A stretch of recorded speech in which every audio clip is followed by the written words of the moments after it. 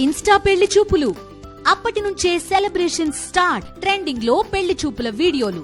పూర్తి వివరాలకు చదవండి రేపటి సాక్షి హైదరాబాద్ ఎడిషన్. ఎవడైనా ఉన్నాడు అంటే అది ఒక్క జగన్మోహన్ రెడ్డి మాత్రమే. ఈరోజు ఆ జగన్మోహన్ రెడ్డిని ఏదో విధంగా ఇబ్బంది పెట్టాలని ఎలా గుంటనక్కల్లాగా అందరూ చూస్తున్నారు. చూసా మనమేమో మనం పులి వీసించుకొని పులి సింగిల్ గా వచ్చాది, మీరు గుంపులుగా రండి అని. పులి సింగిల్ గా కాదా, కానీ దాంట్లో రాజనీతి కూడా ఉండాలి. ఏదో విధంగా అధికారంలోకి రావాలి అని చెప్పి చంద్రబాబు నాయుడు నోటికి వచ్చినట్టు కూర్చొచ్చినాడు. మనం చూస్తే ఎక్కడే కానీ అబద్ధం చెప్పకూడదు, చెప్తే చేసే తీరాలని. అది ఎట్లుంటుందంటే మన పురాణాలన్నీ చూసినా కానీ సత్యహరిశ్చంద్రుడు అన్ని నిజాలే చెప్పారు. యాడికి ఎక్కడ పోయినాడు రాజు, కాబట్టి ఏదైనా కానీ అశ్వత్థామ కుంజరహ అదే చంద్రబాబు చేసేది. కాబట్టి ఆ రాజకీయ కాంక్షను, ఆ రాజకీయాలకి, ఎందుకంటే ఇంతకుముందు పెద్దలు చెప్పారు, మనల్ని నమ్ముకొని చాలా మంది ఉంటారు. కేవలం ఒక కులం వల్లే కాదు, చాలా మంది కోట్లాది మంది జనాలు జగన్మోహన్ రెడ్డి గారు ముఖ్యమంత్రి అయితే ఆయన చేసిన సాయం వల్ల ఎంతో మంది చదువుకున్న వాళ్ళు ఉన్నారు, బాగుపడిన వాళ్ళు ఉన్నారు, ఎన్నో విధాలుగా ఉన్నారు.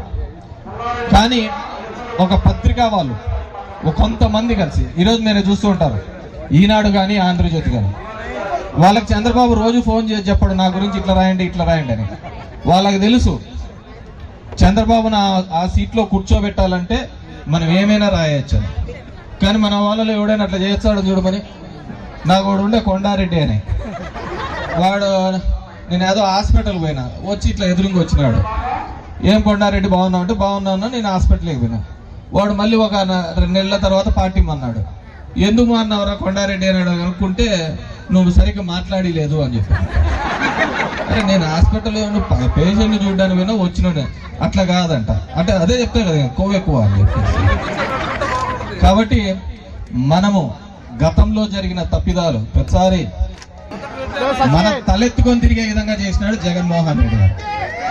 ఎక్కడే కానీ అంత డబ్బుల సంపాదనతో రాదు, మన గౌరవంగా నిలబడేదాంతో వస్తుంది. గౌరవంగా తలెత్తుకొని మనం 10 మందికి సాయం చేసే దాంట్లోనే మనకు బాగా తృప్తి ఉంటుంది. నా గుడ్ మార్నింగ్ ధర్మవరంలో నాకేం వచ్చినది ఏంది లేదు, కానీ నేను తిరుగుతున్నప్పుడు రోజు ఒక 10 మంది 20 మంది సమస్యలైనా తీర్చగలిగినానా అని చెప్పేసి ఒక ప్రజాప్రతినిధిగా, ఒక నాయకుడిగా నాకు అంతకంటే పెద్ద తృప్తి వచ్చే కార్యక్రమం లేదు. ఈరోజు జగన్మోహన్ రెడ్డి గారు చేసిన ప్రతి పని, ప్రతి సంక్షేమ కార్యక్రమం కావచ్చు, అభివృద్ధి కాలంగా కావచ్చు, ఆయన ఉన్నంత వరకు కూడా చరిత్రలో అలాగే నిలిచిపోయే విధంగా ఆయన చేయడం జరిగింది. ఈరోజు చంద్రబాబు నాయుడు అలాంటి వేదే కానీ చేసిన దాఖలాలు లేవు. అందుకే ఎవడో కట్టిన హైటెక్ సిటీ నాదంటాడు, ఎవడో కట్టిన రింగ్ రోడ్డు నాదంటాడు, ఎవడో పెట్టిన పార్టీ నాది అని చెప్పేసి వెళ్ళాడు.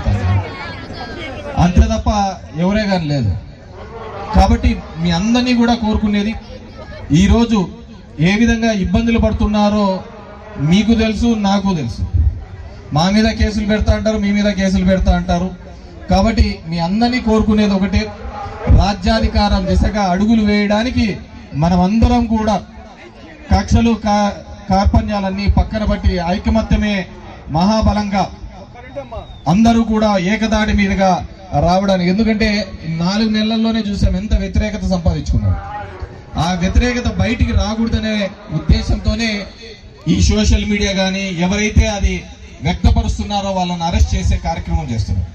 కానీ ఇదంతా కూడా ఏదో ఒక రోజు ఒక విస్ఫోటం లాగా పగిలినప్పుడు వీళ్ళందరూ కూడా కొట్టుకొని పోతారు.